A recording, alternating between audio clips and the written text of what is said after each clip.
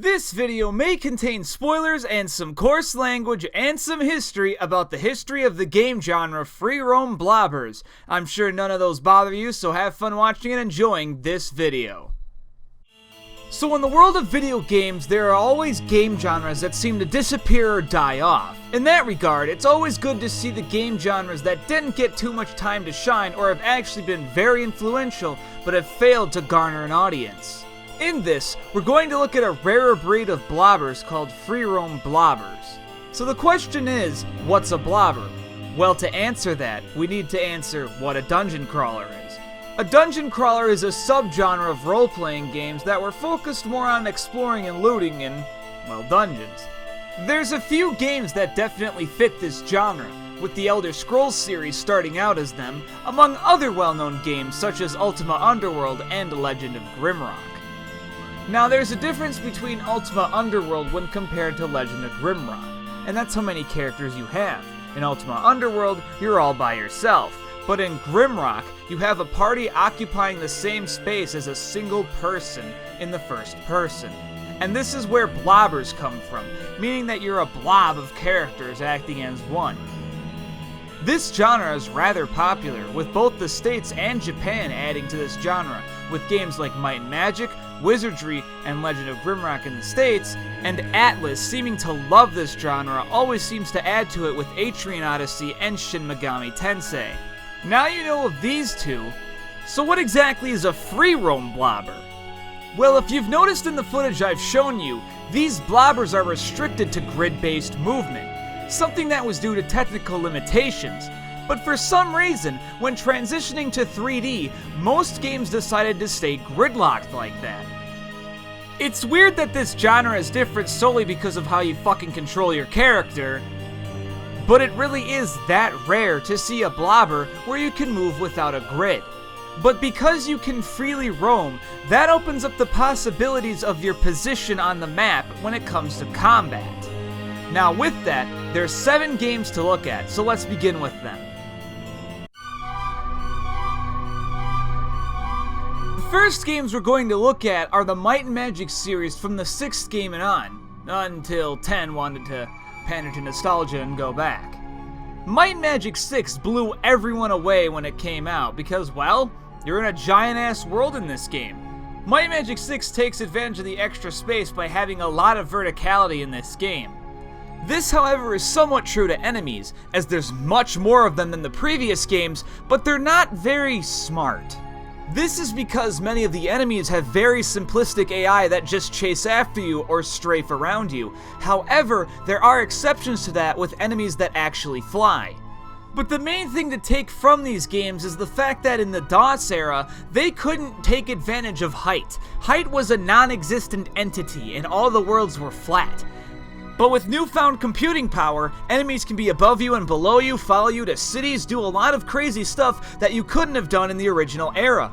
So what happened is, most of these games became truly open world. Because of the newfound power, Might and Magic offers both real-time and turn-based combat, where positioning kinda matters. In the 6th game, you're only stationary, so you can't really use any sort of positioning when you're in turn-based mode, but in 7 and on, you can. They also give you the ability to fly around the map, letting you explore hills and mountains you couldn't climb before. Of all the games in this series, 6, even though it's the first, is still probably the best, because it takes advantage of a lot of the crazy height and terrain scaling, and also tries to make a coherent open world. That's not to say that the other games are bad, well, except 9. But many of the Might and Magic games are different from each other, with 9 even having some incorporated platforming. Can you imagine, like, a blob of people fucking platforming together? But enemies for the most part have been very simple-minded and just go after you, except with 9 mixing it up a bit by adding some more pathfinding. The question is, while the level design does take advantage of your new movement, is there any game that makes enemies take advantage of it too? Surprisingly, yes.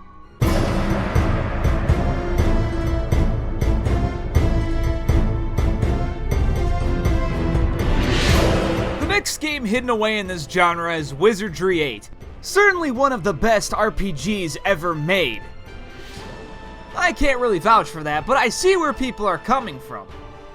So what did this game do with its free roaming ability? It made a lot of combat take advantage of your position. It's like Might and Magic, but imagine that you could make enemies line up to attack you. Basically, you can get into a corner and just have all the enemies in a horde line up to try and kill you, or all the enemies will surround you and just fucking kill you. Positioning matters much more in Wizardry 8. Another system includes party formations, which make it so that enemies in certain positions can only hit certain people. So if an enemy is behind you and you're facing a different direction, well, only the enemies in the back can hit your back guys. Now, while these mechanics sound really spectacular, these are all things that the DOS Wizardry games have. What makes Wizardry 8 a bit more unique is the size of the enemies mattering a bit more. It wasn't just a basic tile that had 3 enemies on it, it was either one big enemy can stop a horde of 7 of them, or 7 little enemies can actually still group up on you even if you're in a corner. Though it had the enemies right, only did the level design notes hit in certain spots.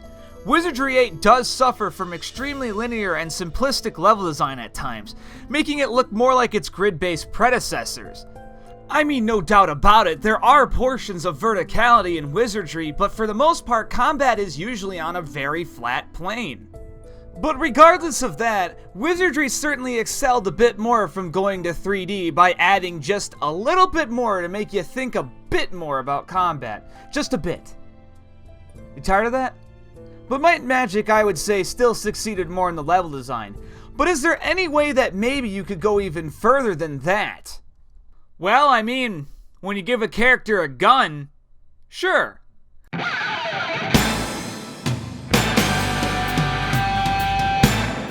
final 2 we're going to talk about are the Crime Crackers games.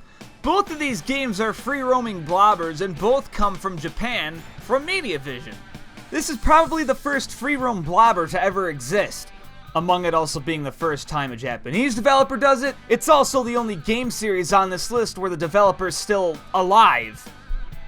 Man, this game did a lot. Crime Crackers 1 takes almost no advantage of the free movement and level design.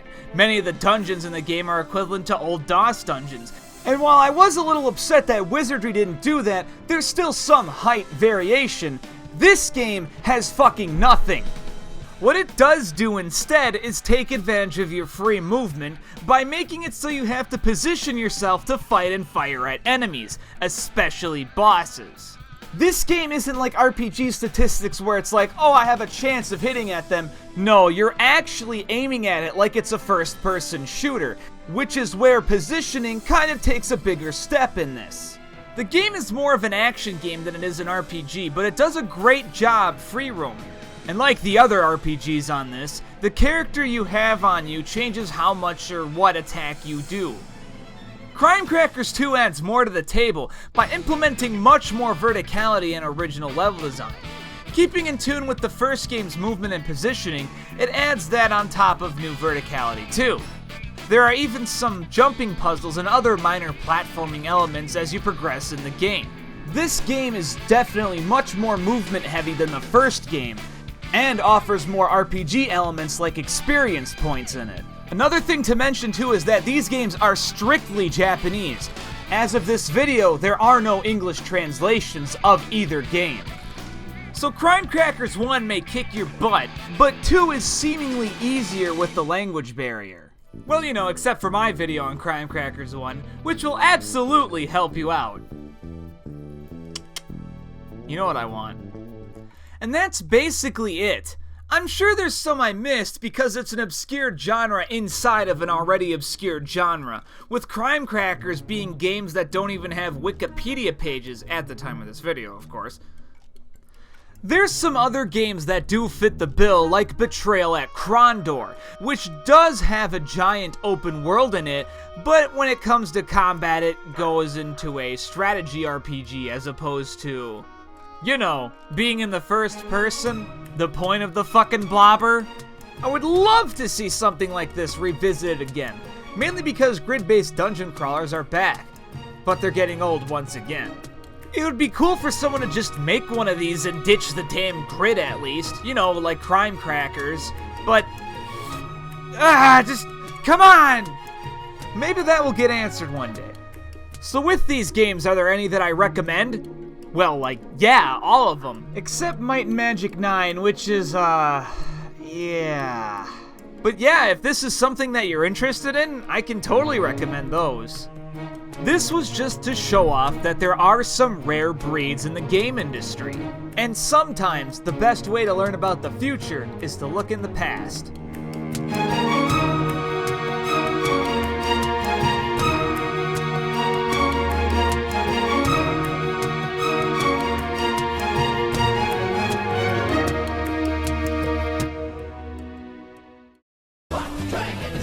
You know, they should have made modding so easy with Wizardry.